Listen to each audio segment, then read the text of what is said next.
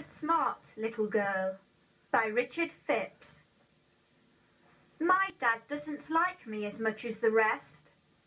He said I'm a nuisance and calls me a pest. So I always get blamed, just because I am 3. But if only he'd listen, I'm sure that he'd find I'm a smart little girl with a curious mind. Now take yesterday, when he fell off the chair. He said it was my fault. That wasn't quite fair. He was under the shade.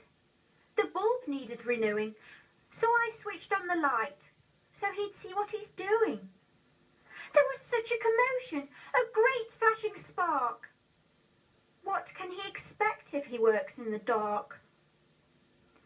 And take last week, he was under the sink, with all of the pipes off to clear out the stink. Well, I thought that I'd help as he unblocked the hole. So I switched on the tap, just to wash round the bowl. He shouted like mad as I turned on the water. Is that how a father should talk to a daughter? It's the same when he's painting. He gets quite upset if I touch the door to find out if it's wet.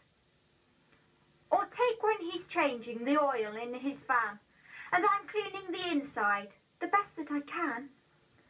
You should hear the language and oaths that are sworn if I by an accident lean on the horn.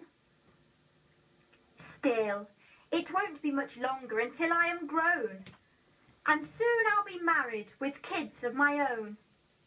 And I'll not lose my temper or ever go wild or pick all the time on the littlest child. But my dad doesn't like me as much as the rest, for he said I'm a nuisance and calls me a pest.